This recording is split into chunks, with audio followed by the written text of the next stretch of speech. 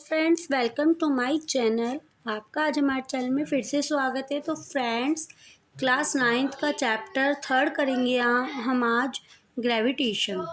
इससे पहले हमारे चैप्टर और भी कई हैं, हमने 1 और 2 कंप्लीट आप हमारी पहली वीडियो में देख सकते हैं। अगर वीडियो पसंद आए तो प्लीज़ लाइक कर दीजिए, शेयर कर दीजिए और कमेंट करना ना भूलें।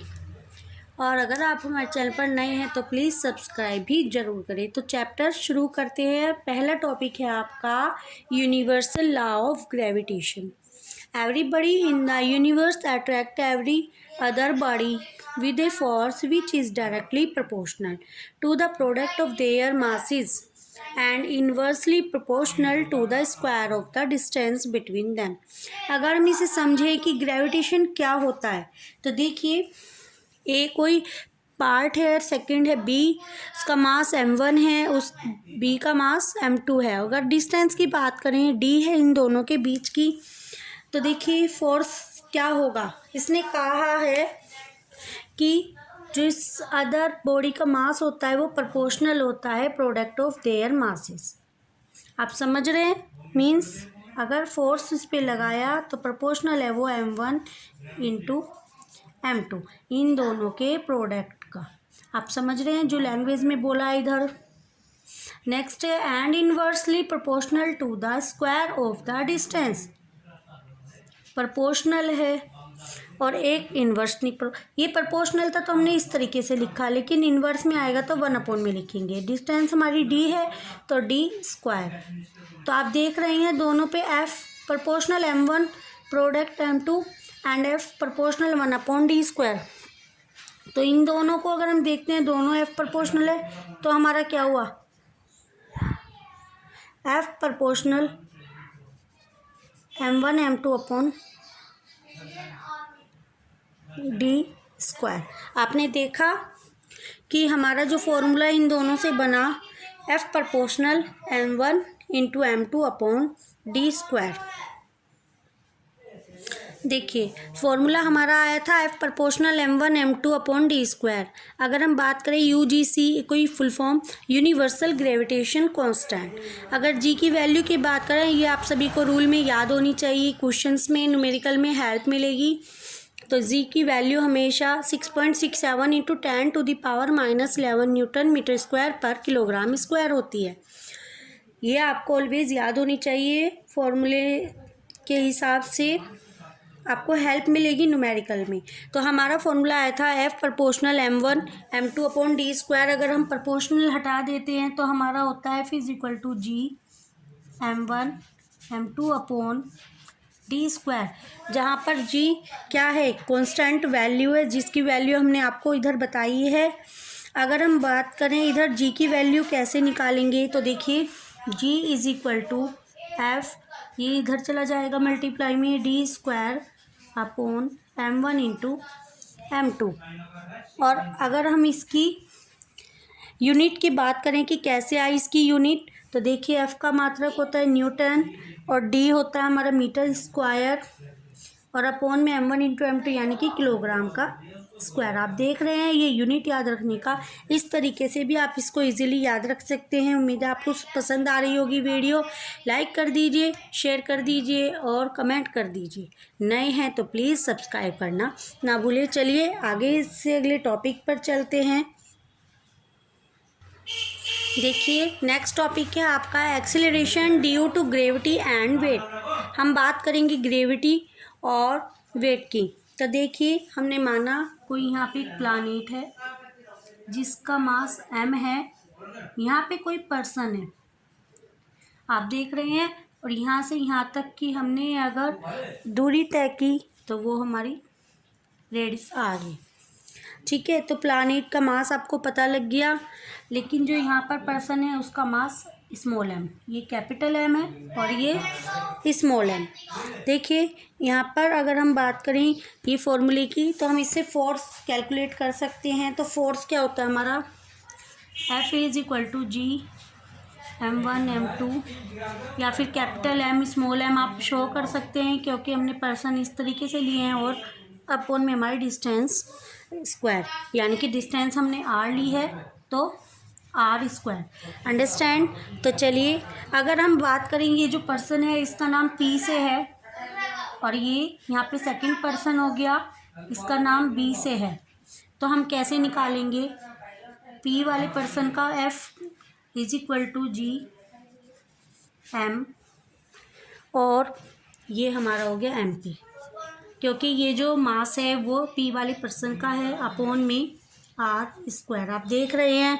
इसी तरीके से अगर हम बी वाले पर्सन की बात करें तो F B is equal to ji M upon R square M B. आप देख रहे हैं कि ये जो हमारी दोनों की आई है वो एक कांस्टेंट वैल्यू दोनों में सेम है, कॉमन है दोनों में, तो हम क्या लिख सकते हैं इसको? G is equal to ji M upon R square. आपने देखा तो acceleration due to gravity of planet क्या होगा? जो वैल्यू होगी उसकी वो होगी हमारी 9.8 मीटर पर सेकेंड स्क्वायर। ठीक है, तो चलिए आगे देखते हैं। हमारा ये फॉर्मूला आता है तो जी इसमें क्या है? कैपिटल जी हमारा हो जाएगा ग्रेविटेशनल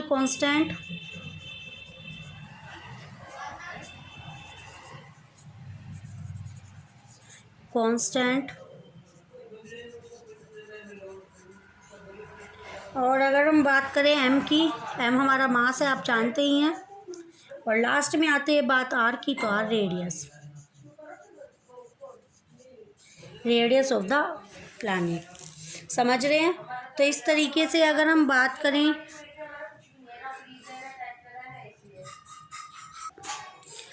ग्रेविटी ऑफ मून, आप देख रहे हैं 1/6 ग्रेविटी ऑफ अर्थ, 6 गुना अंतर होता है इनके मान में। अगर हम बात करें weight of moon is equal to 1/6 weight of earth, ये आप फॉर्मूले लर्न कर सकते हैं, आपको इजीली लर्न हो जाएंगे। G is equal to ji M upon R square. आप देख रहे हैं जी की वैल्यू है 6.67 इंटू 10⁻11 एंड एम की वैल्यू होती है 7.36 इंटू 10⁻22। डिवाइड में हम लिखेंगे आर स्क्वायर की वैल्यू 1.74 इंटू 10⁻−6 का होल स्क्वायर। इस तरीके से अगर आप वैल्यू रखेंगे तो आप इजीली सॉल्व कर सकते हैं। पहले 10 की पावर्स को सॉल्व कीजिएगा और बाकी मल्टीप्लाई आप सॉल्व कर सकते हैं। तो चलिए अगले टॉपिक पर चलते हैं। जनरल इक्वेशंस ऑफ मोशन होती है v is equal to u plus a t and secondly s is equal to u t plus half a t square, third v square is equal to u square plus 2ac। अगर हम इनकी change करें तो आप देख रहे हैं कि एक equation of motion for freely falling bodies, अगर हम फ्रीली गिरेंगी तो वो चेंज हो जाती हैं। थोड़ा सा ही चेंज होगा इसमें, वो हम आपको बता रहे हैं। जो एक्सीलरेशन है वो हमारा जी में चेंज हो जाएगा और उसके बाद आप देख रहे हैं कि एच में चेंज हो जाएगी हमारी एस, यानी कि हमारा जो फॉलिंग बॉडीज़ का फ्रीली डिस्टेंस है। इस तरीके से हम थोड़ा जो चेंज हुआ है वो आपको बता देंगे, इजीली याद हो जाएंगे आपको। v is equal to u plus g t, तो आपने देखा v की जगह पे हमारा g आ गया, v चेंज हो जाएगा g में। नेक्स्ट है आपका s is equal to u t plus half a t square, तो वो h में चेंज होगा, तो हमारा हो जाएगी equation h is equal to u t plus half g t square, s change हो जाएगा हमारा एच में। आप समझ रहे हैं। नेक्स्ट है आपका v square is equal to u square plus 2gh। इस तरीके से अगर हमारी इक्वेशन चेंज होती हैं तो आप देखेंगे when a body is falling vertically downwards, अगर नीचे की तरफ वर्टिकली होती है तो इट वेलोसिटी इज इंक्रीज, तो उसकी जो वेलोसिटी है वो हमारी बढ़ जाएगी इस तरीके से नीचे की तरफ। तो देखिए, so acceleration due to gravity क्या होगी हमारी? g is equal to 9.8 metre per second square for a freely falling body. अगर हम बात करें अभी तो हमने बताया था आपको वर्टिकली डाउनवर्ड्स होती है, लेकिन वर्टिकली अगर अपवर्ड्स होगी तो क्या होगा, जी इज इक्वल टू हमारी चेंज हो जाएगी -9.8 metre per second square. Same digit है लेकिन प्लस और माइनस से आपके न्यूमेरिकल में दिक्कत आएगी, तो ये टॉपिक आपको समझना ज़रूरी है और याद रखना ज़रूरी है कि अगर वर्टिकली डाउनवर्ड्स होगी तो आप पॉजिटिव 9.8 लेंगे और अगर वर्टिकली अपवर्ड्स होगी तो आप नेगेटिव लेंगे। ठीक है, तो चलिए अगला टॉपिक देखते हैं। देखिए नेक्स्ट टॉपिक है आपका mass and weight. What is mass and what is weight. तो देखिए the mass of an object is constant and does not change from place to place. जो हमारा मास होता है किसी भी ऑब्जेक्ट का वो कांस्टेंट होता है, वो चेंज नहीं होता एक स्थान से दूसरे स्थान पर, वो कांस्टेंट वैल्यू में रहता है, तो सेम रहता है। अब आती है बात वेट की। The weight of an object is the force. अगर वेट ऑफ एन ऑब्जेक्ट, किसी भी एक ऑब्जेक्ट का जो वेट है, is the force with which it is attached towards the earth, attach रहता है वो अर्थ से। तो हम फॉर्मूले के द्वारा अगर समझे W is equal to M into g, mass into gravity, और W प्रोपोर्शनल होता है M के। तो चलिए आगे देखते हैं क्या क्या फॉर्मूले आते हैं इसके। ऐसा यूनिट की बात करें वेट की तो वो होती है न्यूटन, शो करेंगे हम एन से। The weight of the body change from place to place. आप समझ रहे हैं मास एंड वेट आपने समझा। अब आती है बात नेक्स्ट टॉपिक की, ग्रेविटेशन एंड ग्रेविटी। तो चलिए करते हैं। अगर हम बात करें वेट ऑफ मून कितना होता है वेट ऑफ अर्थ के, 1/6 इंटू वेट ऑफ अर्थ, 6 गुना अंतर होता है मून और अर्थ के वेट में। आप समझ रहे हैं। अब बात आती है ग्रेविटेशन एंड ग्रेविटी। ग्रेविटी और ग्रेविटेशन में अंतर देखिए, कैपिटल जी एंड स्मॉल जी से अगर हम शो करें तो हम देखेंगे क्या क्या इनकी वैल्यू होती है। जी इज इक्वल टू 6.67 इंटू 10⁻⁻11 और न्यूटन मीटर स्क्वायर पर किलोग्राम स्क्वायर। आप समझ रहे हैं। अगर स्मॉल जी की बात करें तो 9.8 मीटर पर सेकेंड स्क्वायर। ठीक है, ये आपकी वैल्यू है, ये आपकी बहुत हेल्प करेंगी अगर आप इनको लर्न करेंगे, अच्छे से वीडियो को देखेंगे, समझेंगे। अगर आप इनकी क्वेश्चन पे आते हैं तो ये वैल्यू आपको बहुत हेल्प करेंगी। तो चलिए आगे चलते हैं नेक्स्ट टॉपिक पर। Thrust and pressure next topic है हमारा। देखिए थ्रस्ट क्या होता है। Thrust is the force acting on an object perpendicular to the surface. Thrust एक फोर्स होता है जो एक्ट करता है किसी भी ऑब्जेक्ट पर और परपेंडिकुलर होता है सरफेस के। तो अगर एसआई यूनिट की बात करें तो इसका एसआई यूनिट में देखें तो न्यूटन होता है, एन से इसको डिनोट करते हैं। और सेकंड टॉपिक है हमारा प्रेशर। तो pressure is the force acting on unit area, केवल यूनिट एरिया पर ही सरफेस के फोर्स एक्ट करता है। ऐसा unit of pressure is called parcel. क्या कहते हैं उसको हम, पार्सल कहते हैं। और डिनोट होता है पीए से। 1 PA is equal to newton per metre square. तो चलिए आगे देखते हैं प्रेशर का फॉर्मूला। देखिए फॉर्मूला होता है pressure is equal to thrust upon area. इसको आप अच्छे से याद करें जो आपको क्वेश्चन में हेल्प देगा। बॉयंसी की बात करें, the upward force exerted by a liquid is also known as upthrust. इसको हम अपथ्रस्ट भी बोल सकते हैं। अब नेक्स्ट टॉपिक की अगर हम बात करें तो नेक्स्ट टॉपिक है आपका why object float.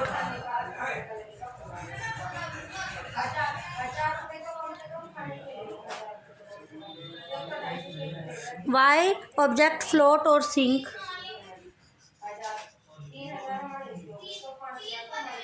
When places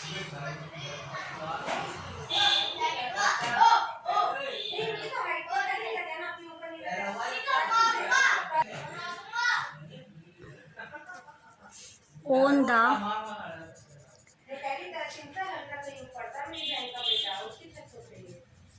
surface of water.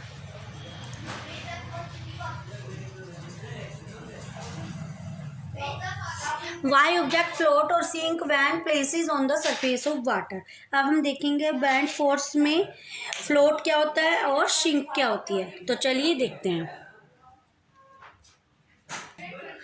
देखिए फ्लोट और सिंक इस तरीके से होता है, बुओयंट फोर्स लगेगा, फ्लोट में इस तरीके से होगा और सिंक में इस तरीके से। अगर नेक्स्ट टॉपिक की बात करें आर्किमेडिक प्रिंसिपल्स की, when a body is immersed fully और partially in a fluid it experiences and upwards force that is equal to the weight of the fluid displaced by it. तो आपने देखा, अगर हम बात करें वेट ऑफ ऑब्जेक्ट, एक ऑब्जेक्ट दिखाते हैं, चलिए